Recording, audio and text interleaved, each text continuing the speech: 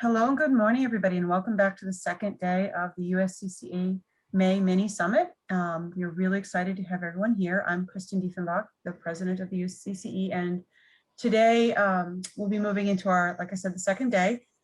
I do want to note out to our sponsors, Fit Publishing, KT Tape, Roman and Littlefield, and Human Kinetics, and they have all generously donated some different things that we will be doing as event giveaways to individuals who are participating and part of the program today, yesterday, today, and tomorrow. And we are looking for people to tweet out from our using the hashtag quality coaching. With that, we'll go ahead and get started today. And we are going to start with the evolving and essential role of the coach. How much is too much to expect? Our facilitator today is Tom Avicius, who has a long-standing history with really working within coach education, coach development, and very excited to have him facilitate this panel. And with that, I'm going to turn it over to Tom to introduce our panelists and get the session started. Good morning, everyone.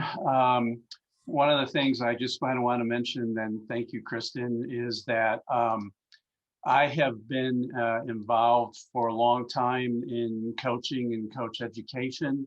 I have recently finished 25 years, or almost 25 years with USA Swimming, but I took a early retirement package that swimming offered last year. So right now I am retired and I can't say no to when Kristen and Cam call me and ask me to do stuff for the USCCE. So that's kind of my background a little bit.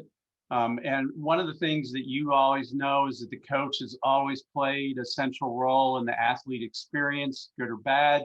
The coach can have a really lasting impact on not only skill development, performance, but also on things like self-esteem, lifelong fitness, and habits. So in addition to supporting athletic skill development and fitness gains, sport coaching expectations now include facilitating positive youth development and mental health, and how much is too much to expect from that role. So joining me today are three panelists.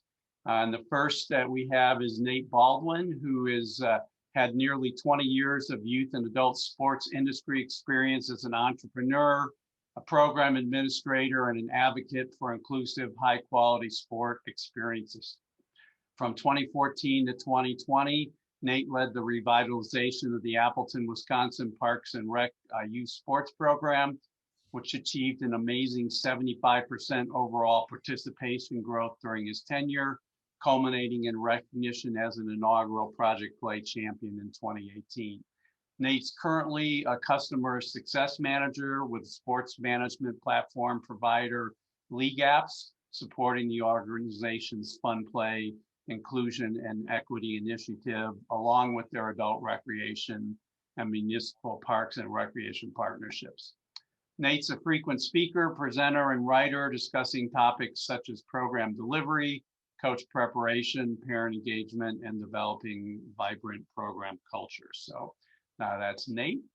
The next speaker we have, panelist, is John Crawley, who is the High Performance Director of Team Sports with the United States Olympic and Paralympic Committee, or the USOPC, and he lives in San Diego.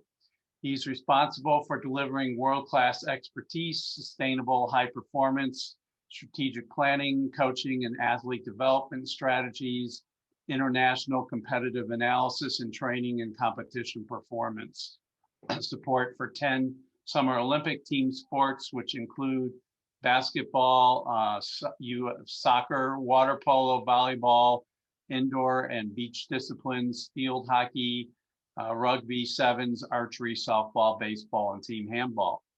And he also leads a multidisciplinary team of sport performance professionals to support customized strategies that optimize training and medal winning opportunities for team sports. John has worked for over 20 years in a variety of sport performance roles within the U.S. Olympic team and has served with the USA delegation around the world at numerous Olympic Games, Pan Am Games, World Championships, and World Cups. He will again be serving with Team USA at the 2020 Olympic Games in Tokyo. And finally, we have Andy Ryland, and Andy is USA Football. And I need to mention for those international that are participating, this is American football. He is the Senior Manager of Education and Training and has been with USA Football since 2010. He's consulted with programs at every level of competition and is widely recognized as a foremost expert on developing the fundamentals necessary for successful shoulder tackle and preparation for contact and training contact skills. He's a former Penn State linebacker, a member of the U.S. men's rugby team, and is a primary instructor in a variety of USA Football's in-person and online education programs. In his time with USA Football, he's been instrumental in the development of such programs as Heads Up Football, the Master Trainer cohort, the Ricky Tackle Game Type, shoulder tackling, advanced shoulder tackling, prep for contact, and the football development model. So those are our panelists, and what we are going to do is have each of them kind of give a little 8 to 10 minute opening introduction on the area that they worked in. And so Nate, we're going to kick it off with you. So take it away. All right, thanks, Tom. Really appreciate the intro. And it's an honor to be here with my panelists here and with the rest of you all. I think between those of us on the panel today, I think we've got the full spectrum of coach experiences covered. So it's going to be an interesting timeline through the various aspects of coaching. I'm going to speak specifically in regards to the lens of volunteer coaching. So just a real quick introduction. Tom provided a great introduction already. I'll just touch on a couple of the points he mentioned. From 2014 to 2020, I was the youth sports coordinator for Appleton, Wisconsin, Parks and Rec. We underwent a fairly major program renovation during that time, and quite successfully. I won't bore you with all the details of how we accomplished that renovation, but in 2018, that culminated in being named as an inaugural Project Play champion. What really drove that recognition, what really drove that revitalization was our program growth. Our participation growth hovered around 78% from 2014 to 2020. During that time, we trained 1,200 plus coaches. And I think that bottom statistic is probably what empowered the rest of it. What led to us getting so many coaches, being able to recruit so many coaches, what led to that participation growth? It was our coach retention. When I took over the program in 2014, it was under 60%. And by the time I left the program in 2020, it was up at 85%.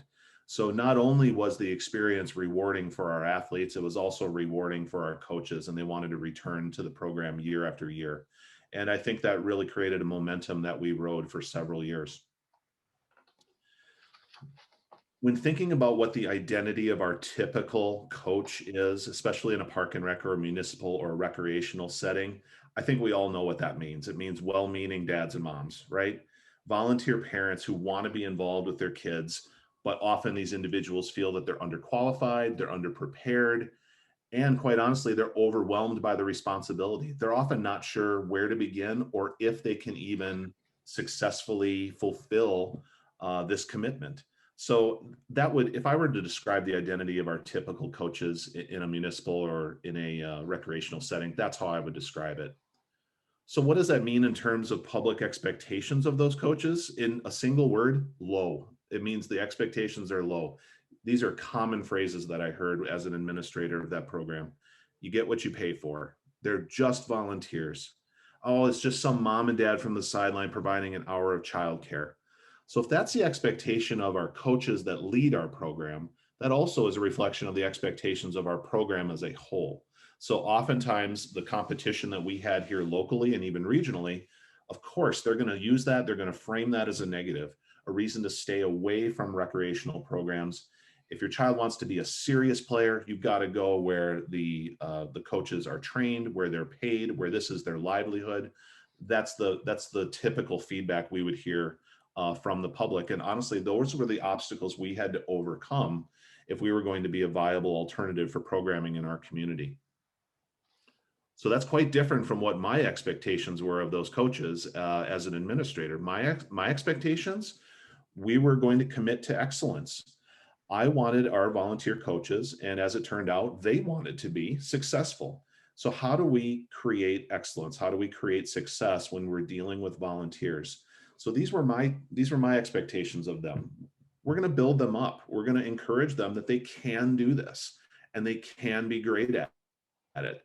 If they would simply bring the passion and the desire to engage and work with young people, I, as an administrator, and the resources I had around me, we can provide you with the materials, the know-how, the training, the development to help you succeed in that environment. I cannot instill that passion in you, though. I need you to bring the raw materials, and then we can work with those raw materials to create excellence on the field. The second part of that, I think it goes hand in hand, is make it easy. These are individuals with full-time jobs, full-time lives. They are not able to come home before practice and commit multiple hours to preparation for their once per week practice. So that burden then falls on me as an administrator. How do I make this as easy as possible for you to be a successful volunteer coach with our program? For us, the key was high quality, age appropriate lesson plans delivered on a weekly basis, along with constant advice, constant feedback, which means constant communication, constant engagement with those coaches to see what they need and then provide for those needs. Third part of this is defining what success means. If you leave this up to each individual volunteer coach, they're going to go the route many of us would go as adults. Well, success means I won more games than I lost, right? It's not always the case. In fact, most of us on this call probably know that's rarely the case. Success is the byproduct of doing everything else the right way. The wins come as a byproduct of doing fulfilling the core needs properly. So we had to really define success for them, framing what success looks like, how to recognize it, and how to define it with your own team, with your own kids, which means development. We're developing from week 1 to week 8 or whenever we wrap up. We're better now than we were when we started. And lastly, my overall goal with these volunteer coaches was make it so rewarding, make the experience so fulfilling that they can't wait to return. And that comes from relationships. My relationship with them, facilitating their relationships with their families, with their parents, with their kids, with their athletes. That also comes with gratitude. A simple thank you goes a long way. And then nonstop support. Whatever they need, consider me your servant. I will try to provide you with what you need. That's how I made myself available as a resource to them. Those were the keys to excellence in a volunteer setting. And also training. And I say that with an exclamation point, because this is not what you may be thinking. This was not on tactics and strategy. Most of our training occurred on child development best practices, program philosophy, and really focusing on our program's why. Because I knew all I could do was sit on my pulpit and talk about what I wanted this program to be. I relied on my coaches 100% to be the delivery mechanism, the conduit to our athletes. So their why needed to match our why to be able to provide a rewarding, successful experience to all of our athletes and for it to be rewarding for them as coaches. And recognition of their journey. A lot of the coaches we brought on started with their kids in kindergarten and ended when their kids reached 7th or 8th grade. They're on a spectrum as well. Just like their athletes are on a spectrum, they are also on a growth spectrum. So I had to recognize that, look, they're going to be a different coach 3 years in than they were when they first started. And how do I change my approach with them? How do I change the resources I provide them to allow them to fulfill that journey? When we do it right, when we give these coaches what they need, when we empower them to be successful, when they become the delivery mechanism for our program vision, what happens is we see the program quality improve. As a result of that, we see participation increase. As a result of that, we see volunteerism and retention increase. And what binds this all together is your program culture thrives. So in a nutshell, that's exactly what we experienced in the 6 years I helped lead the program in Appleton. I'll wrap up there and just share some quick contact information. If any of you have, I know that was a quick overview, but if any of you have specific questions or want to reach out, feel free to do so at either of those links. So thanks for the 10 minutes. I appreciate it. We'll talk shortly. Great, thanks, Nate. Andy with American USA Football. So football here in the States, American football, gridiron, whatever we want to call it, has one of the most interesting setups of any sport that I would recognize, and probably in the world. So as a little bit of background, USA football was not even created until 2002. So we are an incredibly new body. Youth football existed and was played for hundreds of years without structure. Now, if you were to think about your sports and look about how they are integrated, 80% of all youth football here in America is played independently, meaning it reports to no higher organization. They are in-house leagues, they are mom and pop shops, they are a boys and girls club, they are super small. The largest of all national organizations only makes up about 9% of the playing population. And up until the year 2011, the average number of coaches certified per year was somewhere in the 15,000 range. Certification was not part of volunteer parent coaches framework. It wasn't part of their ecosystem. It simply did not exist. It wasn't required. Education was commonly done via clinics and meeting with your local high school football coaches and learning some skills and drills and some tactics and techniques. Now, what changed is in the year 2012, if you remember all the way back then, we were in the middle of the NFL concussion lawsuits and the major crises. And USA Football launched an comprehensive education program aimed mostly around head impact injuries. It involved things like proper technique, but only on the contact skills. We weren't educating on passing and catching, helmet fitting, concussion recognition and response, and items like that. Within a 3-year time frame, the certification numbers jumped up to about 150,000 a year. Now, again, also remember, these are opt-in certifications. USA Football does not run a competition. It does not run championships. It is an infrastructure support network that supports existing leagues. So a league anywhere in the country says we want to choose to do our certification with USA Football. But some of the outside social pressures made certification a more viable thing and slowly became something that's more accepted. The foot in the door was honestly the health and safety protocol aspect. Since that time, we've added multiple other health and safety topics specific to the sport of football. So when you ask, what's changed was in youth volunteer football coaches, the idea that every coach who steps on the field should be trained in particular health and safety topics specific to the sport of football has grown leaps and bounds.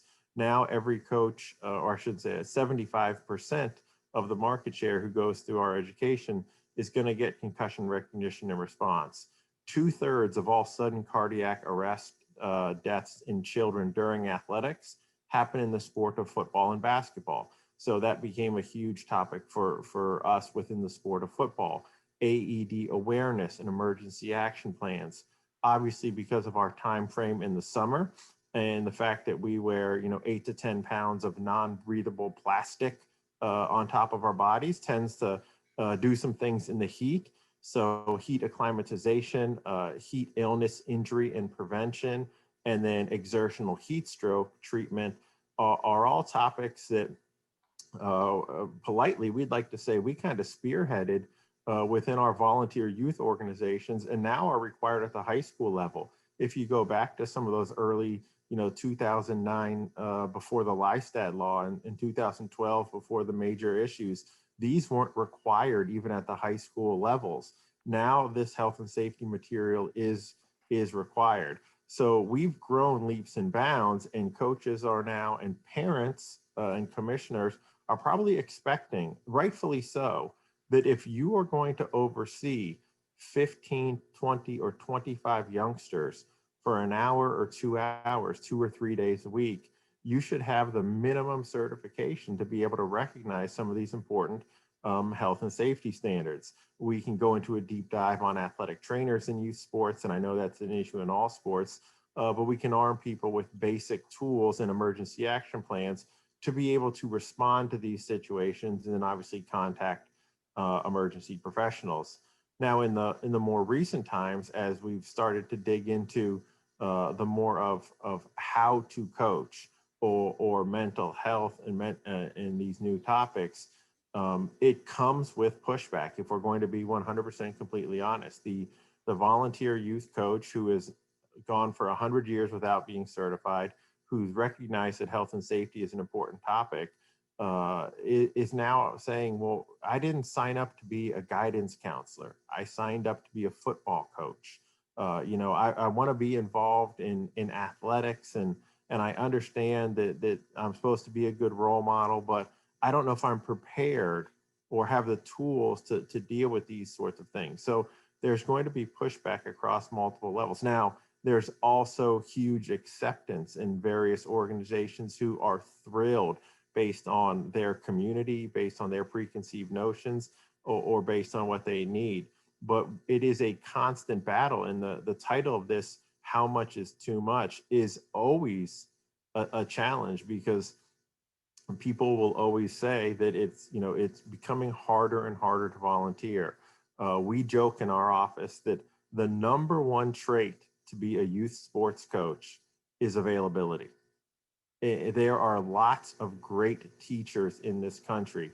I'm sure your elementary school is filled with them, but they don't have the time or the means to dedicate those after work hours to be out there on the field. There may be people that have excellent sporting experiences and have excellent children's skills, but they don't have the time or the means. And then we have people that have high-level sporting experience, but struggle to translate that to children and to youth. And so we have to educate them on age-appropriate education, on youth development principles, on models of LT80 and ADM, or for what we call the football development model. But each and every one of those things comes at a cost, which is time, energy, resources, and then for the organizations, ultimately, money and tracking and all sorts of things. So is it too much to ask? Absolutely not. These are things that should be demanded in our communities. I caution us that I think we sometimes have to be realistic, that the world isn't what we want it to be, and grandiose motivational statements about how we wish it would be doesn't escape the hard work of changing the culture and fighting for what we actually want. And I think being committed to a campaign, the realization that these won't all be easy wins, and will take time and will take effort. And, we'll take things like whether it's safe sport or the Hatch Law or the LISTAT law. Sometimes we get lucky, or sometimes we get unlucky when the scales get tipped by national means and by lawsuits. Other times it's the grassroots work of actually building up enough groundswell, be it commissioners, be it parents, or be it the coaches, on these are topics and things that we actually need to help benefit our game. If you can tie it back to the benefit of the children and the benefit of the kids we are serving, the game that we are working with and love, you can tend to get buy-in. But these aren't commercials on TV. These aren't emails that you get and suddenly decide you're going to buy that from Amazon because it's on sale for 30% off. This is good, honest, dirty work where we have to get our boots in the ground and educate people, oftentimes on what they don't know, in order to change things. I would joke and excuse the stereotypical maleness of this, but every American male thinks they can drive a car, barbecue, and coach football. Well, we know that that's not true. And we know that we have to make sure that we can actually teach people how to coach, that it's not just technical, tactical knowledge, and how we coach different age groups. And as techniques change with the rise in health and safety, it's a continuing evolution. And that means you may need to learn techniques each and every year as existing data and science comes out. And for the volunteer parent whose average service tenure is only 3 years, that can be overwhelming and a challenge. So it's our duty to make it fun, to make it engaging, to make it as an enjoyable experience as possible, so that they understand the need, the value, and they find some sort of internal growth through those processes. Thanks, Andy. John, kind of a perspective from the USOPC. Yeah, thanks everyone. This is a really interesting, great discussion that both Nate and Andy provided, and you know, the topic of discussion here was about how kind of coaching is evolving right now, and this question of how much is too much, and it's real interesting from the Olympic perspective, how similar experiences there are to what both Nate and Andy talked about with respect to youth community-based coaching, scholastic coaching, volunteer coaching, et cetera, to quote unquote the top of the pyramid at the Olympic team and the national team level. When I was thinking about how I might want to frame this discussion, I thought, well,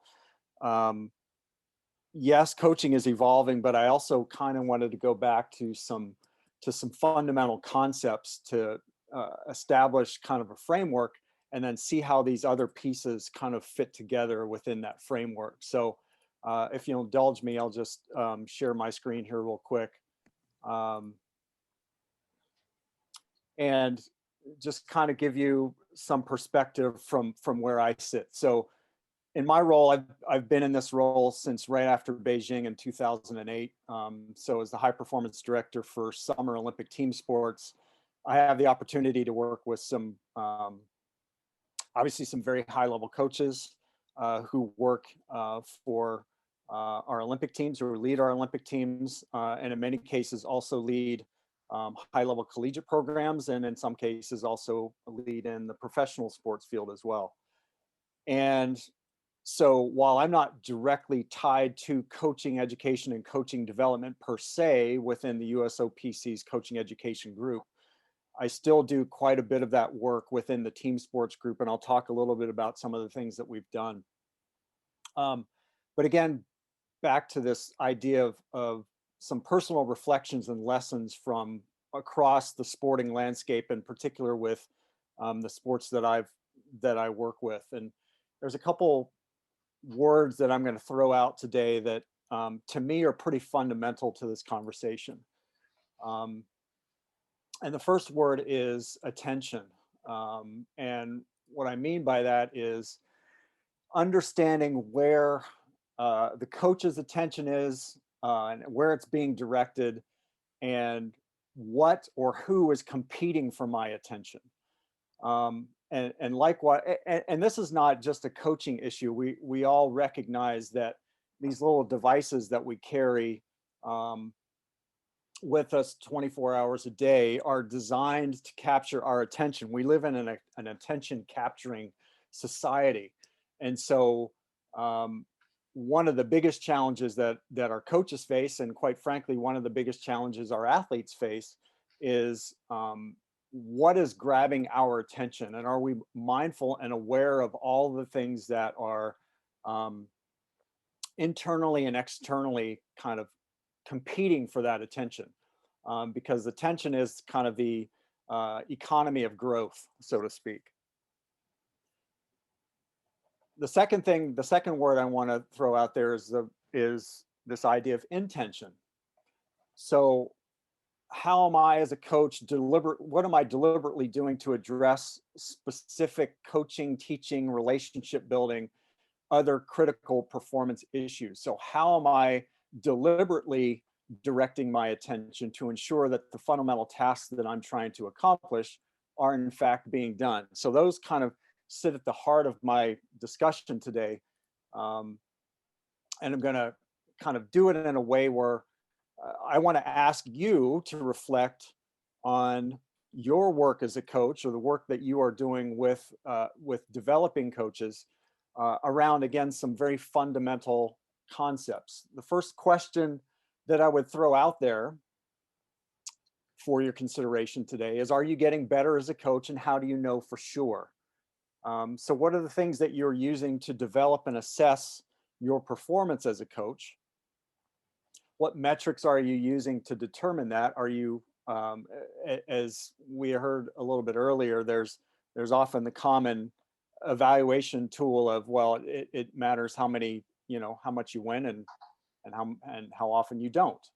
Is that really a fair assessment of your ability to be a really, really good coach? So I'll just throw that question out there. How do you know you're getting better, and what tools are you using to assess that?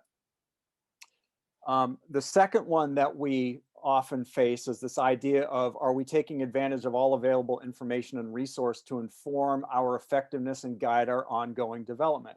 So there's a lot of things that are out there available to us, and are we in fact taking advantage of all of those resources?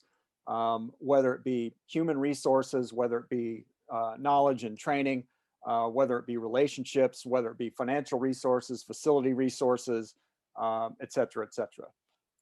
The third question I would ask is, are you considering yourself, and if you have a staff with you, are you considering yourself as a performer just as you would consider your athletes as performers? And the reason why this comes up is, rightfully so, over the course of the last decade, there's been quite a bit of visibility thrust upon the athlete community in terms of all of the things that need to be provided and have been provided for their health, safety, and welfare, not to mention their ability to perform as an athlete. So if you think about what we do for athletes with respect to nutrition support, with respect to sleep monitoring, with respect to load monitoring, with respect to educational support, sports psychology support, mental resources, social support, all of those different structures that we have around the athletes, I would turn the mirror on the coaching world and say, well, do we do the same thing for the coaches as well? So what kind of systems do we have in place for coaches to be able to perform at their best, when by our very nature, we are designed, or we are built to be giving at all times? And so it becomes very, very challenging for a lot of our coaches across all levels, not just at the highest level where we see very public cases of burnout. We see very trying and challenging times that coaches have to face, but this occurs at all levels of the coaching development, coaching performance pipeline as well. So I would throw that question out there to at least reflect on, what are we doing to ensure that our coaches can perform at their very best as consistently and as regularly as possible? And the last question I'll leave you with is this idea of the difference between teaching and learning. So are our athletes learning? How are they learning? Because we know that's changed a little bit over time. And is that learning translating into objective gains in their athletic and personal development? So again, these groups of questions really are designed to stimulate a little bit of thinking, not only for me, because I think about these questions all the time, but certainly for you as well, in terms of the kind of work that you're doing to develop your coaches. But if you are serving as a coach, are you considering these questions in terms of your holistic development and your performance as a coach, wherever your setting may be? So I'm just going to take a little bit of a detour and put some of these questions into action and give you some feedback from some of our coaches. Some of these coaches I work with, some of them I don't, but I think their insight is still really, really valuable to this discussion that we're about to have. And so I want to show you a very short video clip. Some of you may have seen this already, but I want to show it to you. Some of you may in fact use this video clip. But this comes from Steve Kerr, who is our assistant men's Olympic team coach. He'll be serving with Greg Popovich, who's the head coach in Tokyo. But as obviously you know, Steve Kerr is the head coach of the Golden State Warriors. So I just want to throw this video clip out there. And in the context of the questions that I just asked you, I'd like for you to kind of reflect a little bit on what it is that you see. So Steve Kerr is always innovative. How about letting the players actually run the huddles for this game? He takes the grease board and he hands it to Andre Iguodala. Guess who's coaching the timeouts and the huddles tonight? The Golden State Warrior players are going to do this themselves, and the coaches have abdicated responsibility and given this game to the players.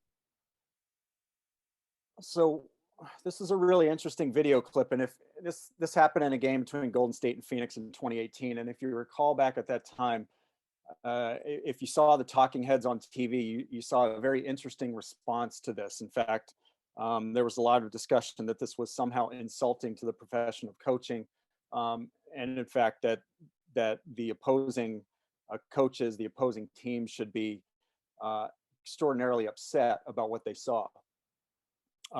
In the context of the questions that I just asked, though, with about teaching and learning, with about player ownership, with about a number of other things related to team culture and so forth, I would ask you another question here, and that is, what kind of an environment would allow for such a situation to be unveiled in the midst of a regular season NBA game? In other words, how much work behind the scenes was done to create a culture where this was somehow seen as the norm, where the players took ownership of their own careers, in a sense.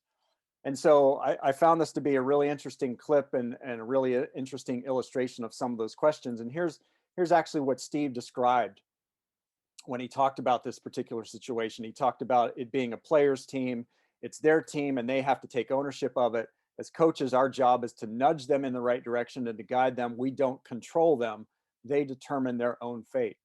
So think about that from a traditional mindset of what a coach is, the traditional mindset of how a coach is supposed to behave, the traditional mindset of what the relationship is between the players and the coach, the traditional mindset between what teaching and learning is. So I found this to be a really interesting illustration of this, because I would then come back and say, what are we doing as coach developers to allow for coaches to be comfortable with even testing out this idea or thinking about this idea in terms of their role with leading a particular team? Here's how Brian Ashton, who is kind of a legendary coach in the world of rugby, he worked with England Rugby for a number of years and has now been kind of a coaching consultant after he retired from coaching professional rugby in England. He talked about the same thing. He talked about, once the whistle blows, the people who are in control of what happens next in the game are the ones out on the field. You can be the most magical coach the world has ever seen, but the impact you can have once the game has started is very limited. So again, it calls into question this idea of players playing the game, right? And how are we as coaches going to facilitate all of the things that the players need to learn for them to problem solve in the moment, when there's oftentimes you're not going to be able to call the timeout, where like in a game of rugby or in a game of soccer or in the game of field hockey, it's continuous play. It's very complex. It's not as easy as the players looking over to the coach for guidance, but instead the coach kind of relinquishing control a little bit, but having prepared the athletes to deal with these kinds of situations. This is kind of an illustration or this question that we're wrestling with in microcosm, right? So we talk about all the things that our coaches are expected to do. How can we empower others to help us do all of that stuff as well, so that it doesn't fall as the coach isn't the sole bearer of all of that burden, so to speak. So I'll wrap this up by, again, back to this idea of a coach being a performer, and just a few things about what we can do and think about our role and think about the development of coaches as well. And that is this idea of intentional reflection, right? How are we building intentional daily time for self-reflection and debrief? How are we learning as coaches? How much time are we spending intentionally thinking about our role and what it is that we need to be doing on a daily basis. Oftentimes this reflection piece gets lost in the morass of all the other things that need to be done. But I think in terms of our ability to learn and grow, reflection becomes extraordinarily important. Secondly, is this idea of chasing mastery. And this gets back to the word intention again. So what sorts of intentional and deliberate practice and feedback opportunities are you using to get better at coaching and teaching? So what kind of tools are you using? Who is in your network to provide that kind of feedback? How are you using your players to allow you to chase this mastery, right? And so this gets into the role of the coach developer. What kind of tools are we using to do that? Just as an aside, one of the things that we've done in team sports for the U.S. Olympic Committee, what we've done on my team is I've actually contracted a couple of teaching coaches. So coaches that are actually on the shoulder of the coaches in the field of play, who are able to deliver immediate feedback about the coach's performance at that time. So not just about their technical and tactical knowledge, but also about their role in terms of questioning, in terms of how they're delivering feedback, in terms of the kind of statements that they're using, how the plan is being delivered and executed. All of those kinds of in the moment kind of coaching behaviors, we actually have somebody on the shoulder of the coach doing that on a daily basis. Secondly, or I should say next, is this idea of standards of performance. It was talked about earlier. What are the standards and what are your expectations? What does good coaching and teaching look like? What is non-negotiable in your role? What is your coaching philosophy? Have you made it known to your team and to your staff? And is it all aligned with the philosophy of your organization? And then lastly, this idea of self-care, right? Recognizing that you're a performer too. And again, I go back to thinking about all the things that we do in service of the athletes. Are we also doing the same thing for ourselves? Because there is so much demand on us these days that unless we take care of ourselves, unless we have time to reflect, unless we have time to deliver our best, it's very easy for the job to overwhelm us, particularly now that there are all of these other expectations that are being lumped on top of what we already do. So I'll wrap that up for my little introduction to just give you a little bit of perspective in terms of kind of where I sit and some of the things that I'm thinking about. So thanks for your time.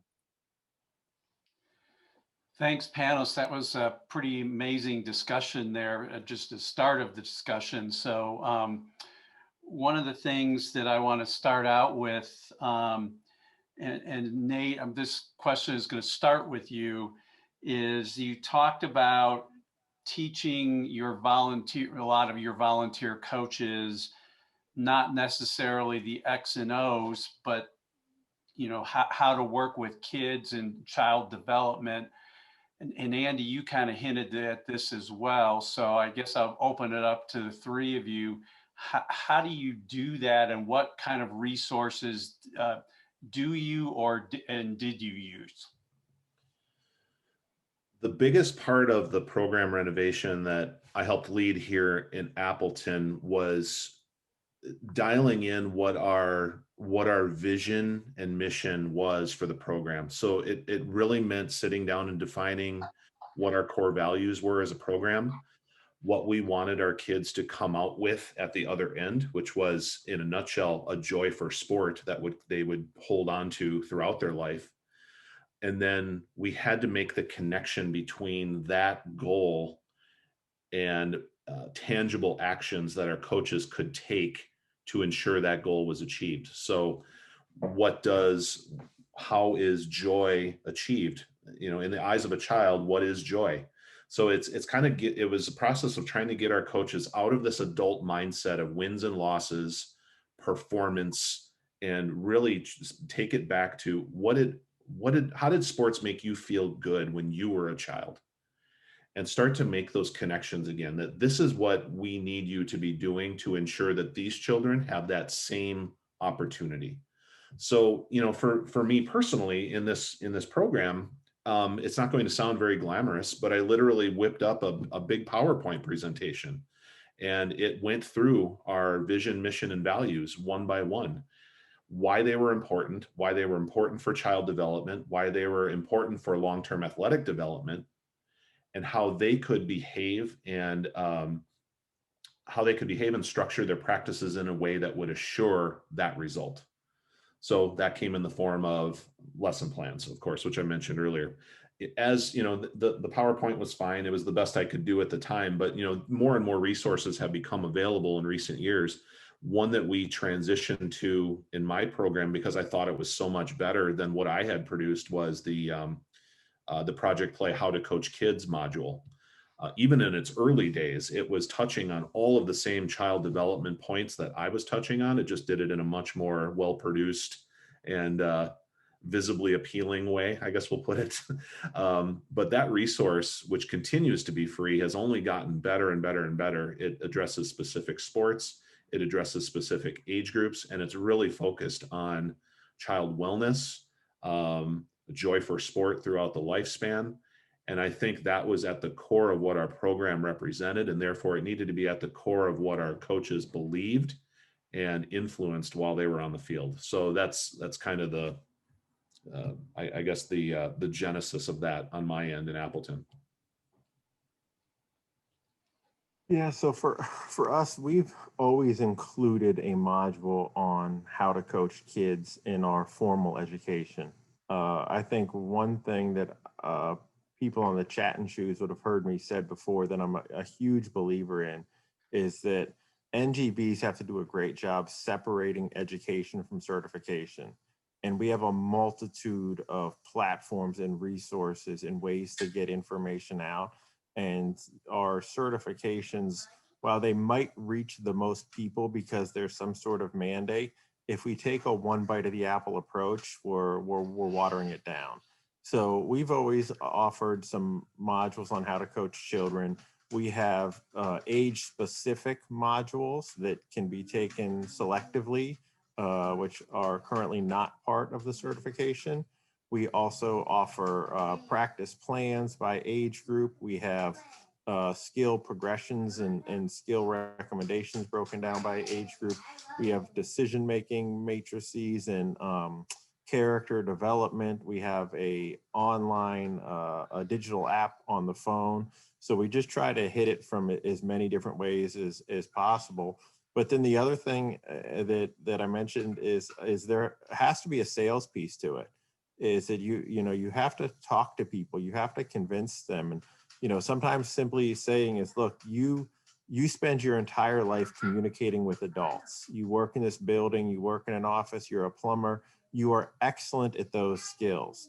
But unless you are an elementary school teacher, you probably haven't been upskilled on the specifics of educating and dealing with children. And so we identify a gap, and then we can work towards mastery and try to help you solve that. And that's been incredibly useful.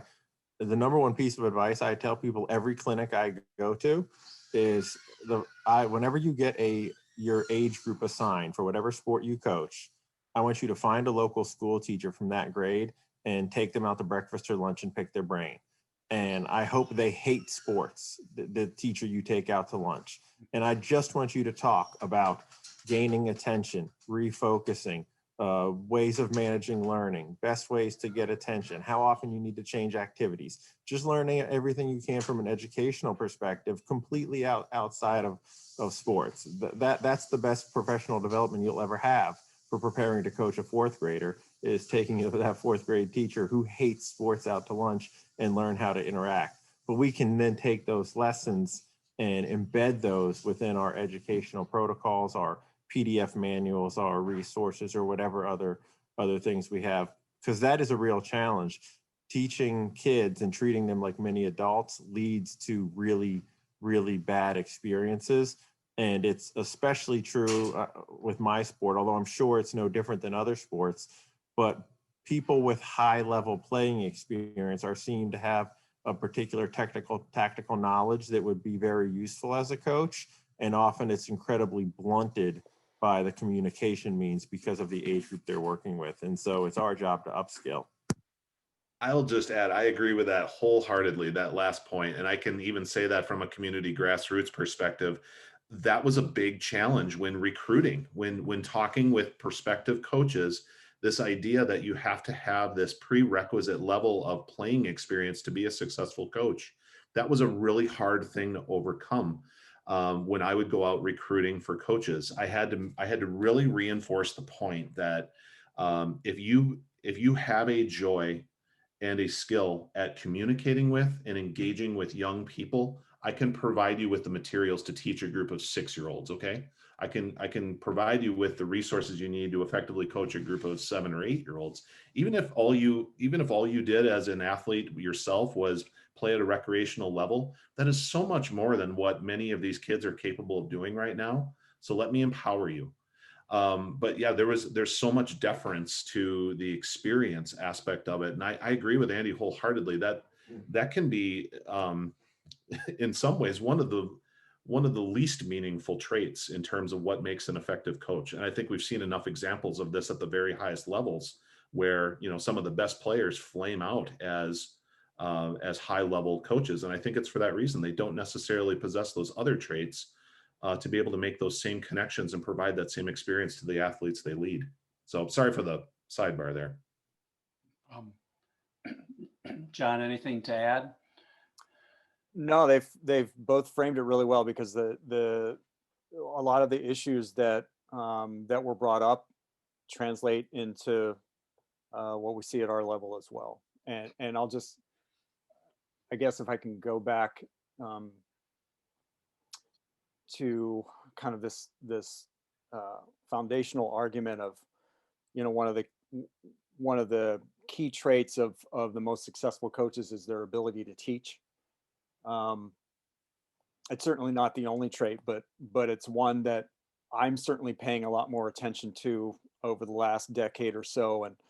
And again, if I take a step back and say, well, historically, who have been some of the greatest coaches, not only in the United States, but in the world? So if you go back to Coach Wooden, or you go, for another example, you go and read about the All Blacks, New Zealand rugby, you understand that all of those coaches started their career as primary school teachers. And so they had ability to communicate and to teach. They understood learning, they understood attention, they understood planning, they understood feedback from a classroom and teaching perspective, and translated onto the field of play. And so what you're also now starting to see with the likes of a Doug Lemov and others, for example, who wrote, the Coach's Guide to Teaching,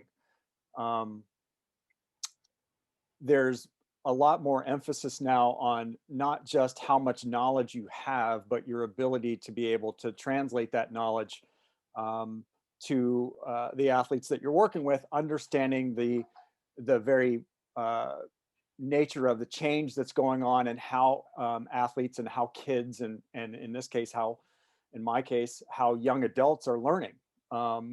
So all of that is, I think, has been framed really, really well. I'll just give you a little bit of a sidebar on how we got to this idea of a teaching coach.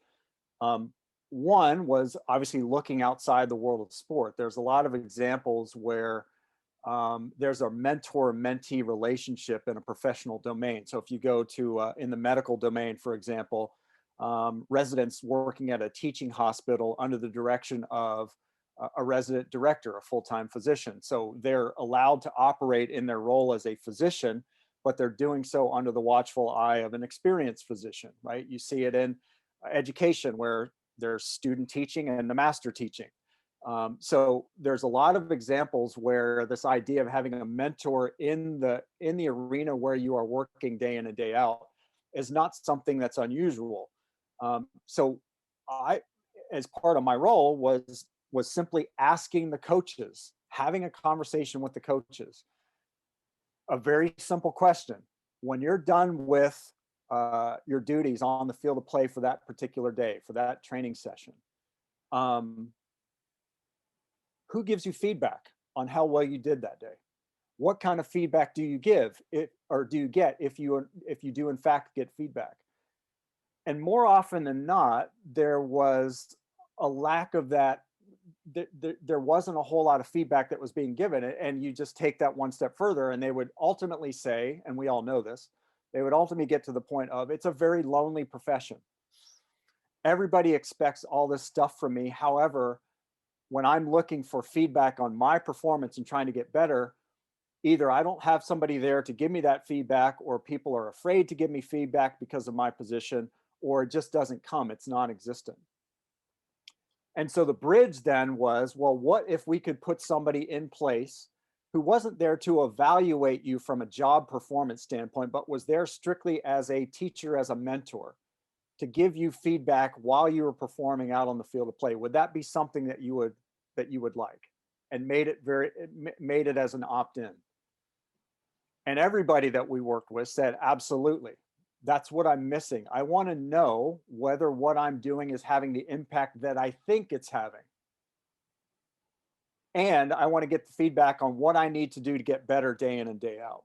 So that's how all of that started, and really going back to some grounding principles that, again, my parents were both collegiate coaches. Kristen knows this because she knows my parents as well. They were both collegiate coaches, but they came from a physical education and coaching development background. That used to be the norm. They were developed as part of their physical education undergraduate and graduate degrees. Coaching skill was not just about understanding how you move the ball from point A to point B. It was teaching people to be able to do that and what the methodology was. So in a sense, we kind of got away from that a little bit, and now we're starting to come back into it because we know a lot more now through all the advances we know in neuroscience and in learning. We're getting a better understanding of how our brain works, and we know that we have to pay a little bit more attention to how we teach and what we teach and the sequence in which we teach and the way it's all laid out, given the constraints of how our athletes and our students are learning now in this kind of new environment that's grabbing at their attention all the time. So I just wanted to throw that out there as well as maybe as an additional piece to think about as you think about all of these things. Yeah, I'd love to hop in on that, because there's two things that I think are really important that we have to discuss as coach educators, and that's the idea of kind of coachisms, as I call them, that we have to be just ruthless in our evaluation of coachisms. If you say a coach is a teacher, everyone in the world will raise their hand. How many are quality teachers? Well, here's another caveat. Almost every parent thinks they're a pretty good teacher. They've got their child to learn how to brush their teeth, how to put on their clothes, how to use a fork. Maybe they play ball in the backyard. They can get their backpack on. They go to school. They think they're quality educators. We've all been to enough practices of high-level sports and youth sports where we've seen terrible teaching practices by what we would consider gold standard. And I've actually done this. As mentioned, I do some consulting with some higher level programs. So I've been in Division I universities and NFL teams and said, is coaching teaching? And had every coach in the room raise their hand, and then said, when was the last time you upskilled or read anything on educational psychology, on pedagogy? When was the last time you read anything on whole part whole versus part whole, or ecodynamics and the benefits and drawbacks? And it's complete crickets. So everyone will tell you they are a teacher because they are a coach, and coaches are teachers, and that's the narrative we've built. So you have to be very careful around saying it. Coaches are teachers. We're going to make you great teachers, because there's this belief that we can teach, or there's a belief that we are teaching well, or the age-old, I'm teaching the way I was taught, and therefore I'm replicating best practice because I was obviously coached well, not understanding that science and literature and research and things change.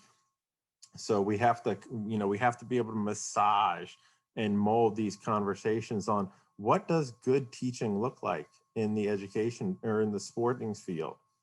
What is best practices for motor skill acquisition and learning a technique while keeping kids engaged in doing these things? And that's why you've probably heard, I keep going back to this idea that If we can agree to some identified root problems, then we can start to pull apart and draw out how we need to get better. I think yesterday during the DE&I discussion, people talked about how statistics don't seem to move the needle very well. Most volunteer youth coaches, and in my experience, outside of strength and conditioning coaches, nobody cares about studies. Nobody cares about published research. They care about personal connections, about stories, about betterment. And so we're looking at how do we engage youngsters? What's a better, more fun, more engaging? What's a quicker pathway to these things? What is a more quality experience? What's going to keep you from pulling your hair out? And I hate to say it over and over again, but there's a bit of salesmanship. There's a bit of conversation. If you can't pull some heartstrings, if you can't win a debate and be convincing, publishing the research, I can give you all the Bernstein you want, but it doesn't mean you're going to believe in ecodynamics. You're going to go back to rote memorization style drills. And we need to be able to build relationships. And it's more challenging at the national levels when you're trying to build relationships with 150,000 coaches. And for us, that's where I think as an NGB, as a group, the most important thing you can do is build trust with your audience. Your constituency has to trust and value that you are a place for high quality information, so that information, when it does come, is received openly. Because if there's no trust, if there's no relationship, the worst thing that happens in youth sports is, the circle of four parents on the sideline, and they're saying, well, I heard, well, they said. And if your friends tell you that they heard or they read X, Y, and Z, you'll probably take it as truth, unless you have a lens from a trustworthy resource. And so if we're not investing in building trust and confidence, then all of those materials tend to fall on deaf ears. And to me, that's part of the campaign and the battle that we mentioned. It's easier as a coach developer one-on-one. It's slightly easier inside of one organization, and it just keeps growing the higher up you go. Nate, I wanted to follow up with a question with you, based on what John talked about with, teaching one of the key characteristics. So when you're looking, and we're looking to change kind of the culture of the program in Appleton, what were some of the key traits or knowledge that you felt that the volunteer coaches needed to have besides a teacher? Oh, that's good. I wish I could pinpoint something specific, but you know what? It's a general confidence with a group of 10 children looking at you in the face. Not everyone feels comfortable in their own skin when put in that situation. It can be intimidating. It can be overwhelming. So, a trait that would make a good volunteer, a successful volunteer coach, is just confidence in your own skin, to be in front of a group like that. Secondly, joy for sport yourself.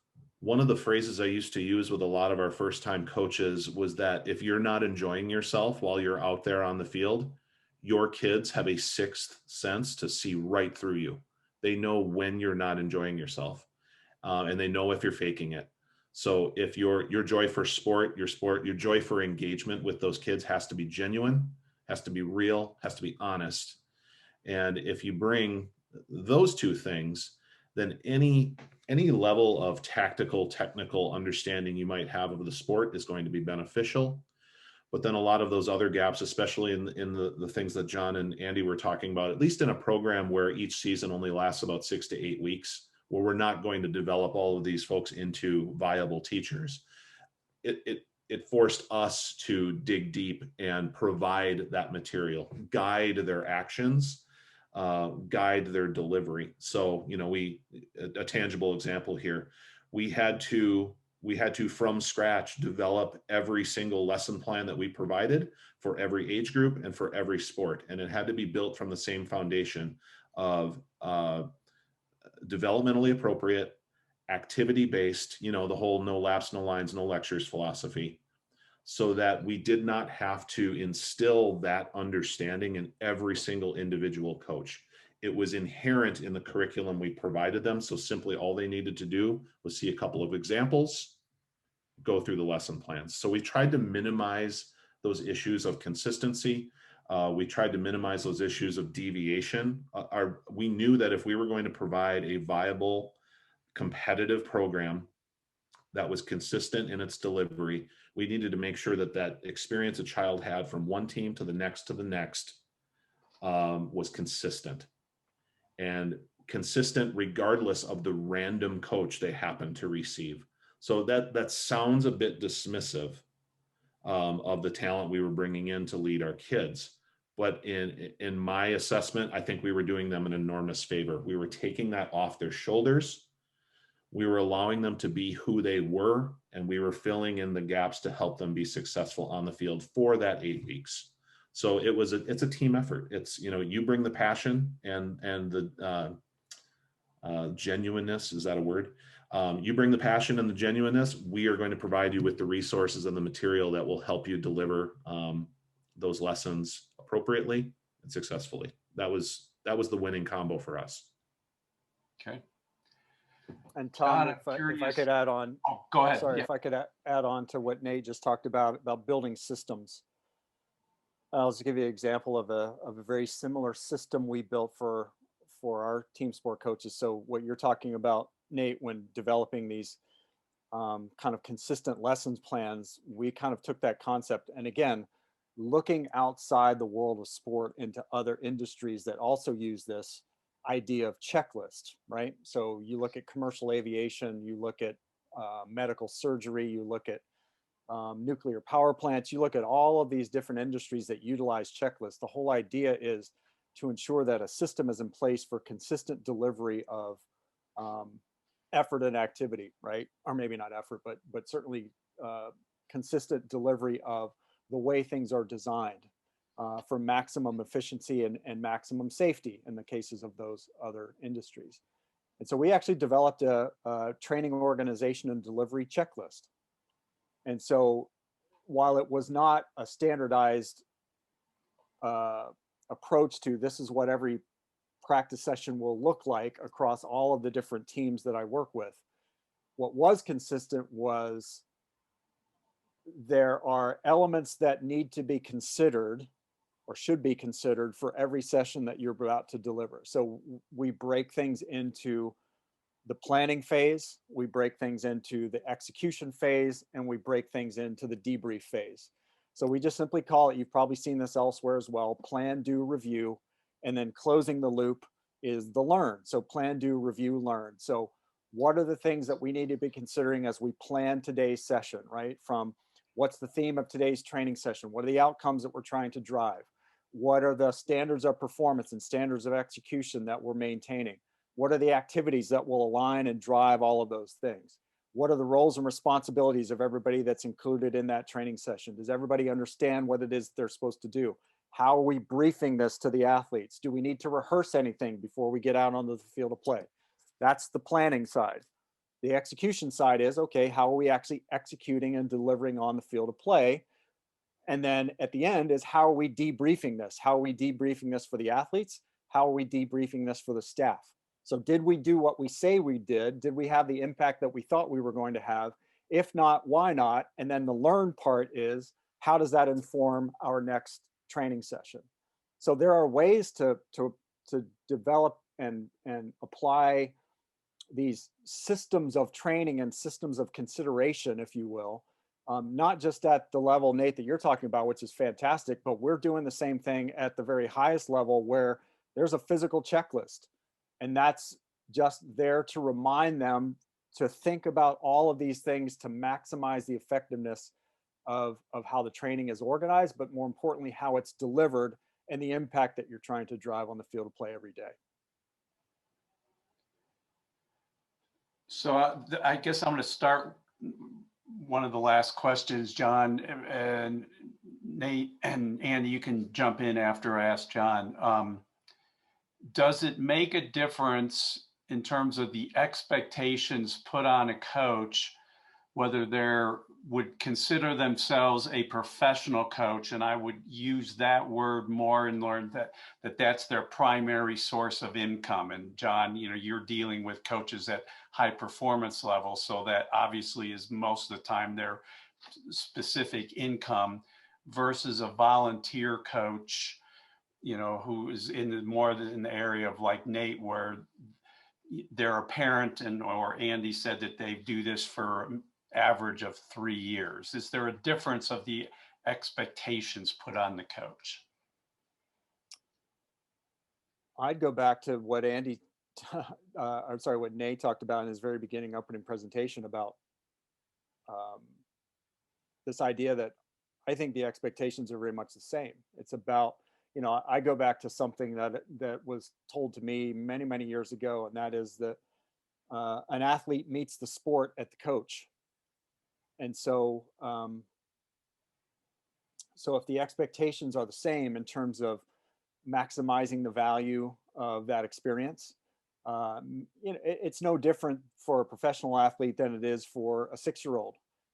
We still want it to be fun. We still want it to be engaging. We still want them to come back. Yeah, maybe there's some additional performance expectations that come on top of it. But quite honestly, if we can get the athletes to enjoy themselves without the expectation, the likelihood of delivering an exceptional performance is greater. And so part of what we're doing is very much rooted in what we're doing in youth sports coaching as well. So I would say that the expectations are very similar. And I would agree wholeheartedly with Nate's approach in terms of raising the bar of expectation and transforming and changing the mindset of the coaches that come into youth sports systems. Yeah, we recognize that you're not getting paid for it. We recognize that there's some additional hours that you might be investing in this.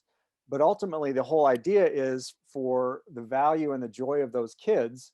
If we can maximize that, if everybody's having a good time and doing what they're doing, they don't feel it as being burdensome, but they feel it as being empowering, then I think we've done a lot to really kind of transform not only the mindset of the coaches, but also ultimately with what it is that we're doing, the ultimate outcome that we're trying to drive, and that is keeping the athletes engaged in sport, so that 6-year-old athlete that Nate is working with in Appleton, Wisconsin, has such a good experience all the way through the pipeline that when they get to my level, let's call it my level, and at the Olympics or the national team or professional sport, that experience continues, that it's not unique to one area, that it's consistent all the way through the pipeline. And I think that should be our goal. We talk about it all the time at our level. I'm sure you guys have talked about it as well, is this idea that we need to have our best coaches at the earliest stages of their development. And the argument about that is because we're losing so many athletes, we're losing so many to bad experiences, not very positive coaching, and all the other stuff that goes with it. Not only losing them out of a particular sport, we're losing them out of sport in general. So from our perspective at the quote unquote top of the pyramid, it's incumbent upon us to maximize the number of available athletes to matriculate through the system. And so how do we do that? We want to keep them involved in sport as long as we can. And that starts with how that athlete is experiencing their sport through the lens of the coach that they're working with. So that whatever we can do to transform and look through that lens of having such a positive, valuable coaching experience, whatever we can do to prepare our coaches to deliver that, it's going to help not only for that 6-year-old, it's going to help for the 24-year-old that's going to come 18 years later. So I would echo so much of what John just said, and I was shaking my head a lot because I agree with everything. I'll just add this one bit of perspective, just from my point of view with volunteers, is that the biggest fears that a volunteer has is A, they're going to fail, and B, it's not going to be enjoyable. So if as an administrator, you can help them overcome those two things, you can help assure that they're going to have a very similar journey to the athletes that they're leading. You can ensure that this is a rewarding, fulfilling experience for them, which in turn will become a rewarding, fulfilling experience for the kids they lead. And it's amazing. John pointed it out too, much more eloquently than I can, that, there are so many similarities there. And people want to do things that fulfill them. People want to do things that are enjoyable. So the more we can do to empower the coaches to have that type of experience, the more they will pass that on to the kids they lead, the more that will build the base, the more that will ensure that the best among us are actually the ones rising to the top, where we can invest additional resources, time, attention, coaching capabilities into those athletes and into those coaches. I think it makes our entire system better if we take that approach at the grassroots level and move that up the pyramid. So that's some of my perspective. If we help them overcome those fears of failure and lack of enjoyment, we create a system where they're not only successful, but they want to come back and they want to continue to grow and be a part of the program. And that's in a microcosm that we had here in little old Appleton. That's what we experienced. I couldn't agree more, Nate. It's volunteers are fearful. Everyone has an ego, and the same thing we want with our players. Coaches want to feel competent. They want to feel connected. They want to build connections. They want to feel resourced. They want to feel supported. They don't want to feel like I answered the email because the local league said there's not enough coaches for enough teams, and I volunteered because I wanted kids to have a chance to play. But now I'm stuck out on a field by myself and I have no idea what I'm doing. Right? They need that support. They need growth networks. When it comes to the very question, and I'm going to take this a slightly different route, but you said, do we have different for volunteers and for professionals? Well, the obvious answer is yes, and no one will admit it. Because if you look at every single one of your certifications, is your entry level certification longer or shorter than your professional certification?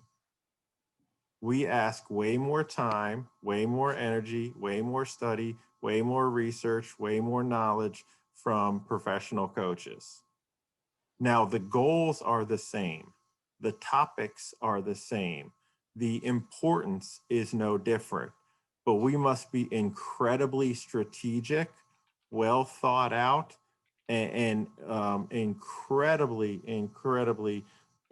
precise with the doses, because every single one of us knows that our entry level course, which would be that first year volunteer, is the shortest educational offering we have. So how do we get in what needs to get in order to meet our goals, which are the same goals as the higher levels, but how do we give them workable tools in a scalable format that allows them to feel supported, resourced, have success, and have an enjoyable experience?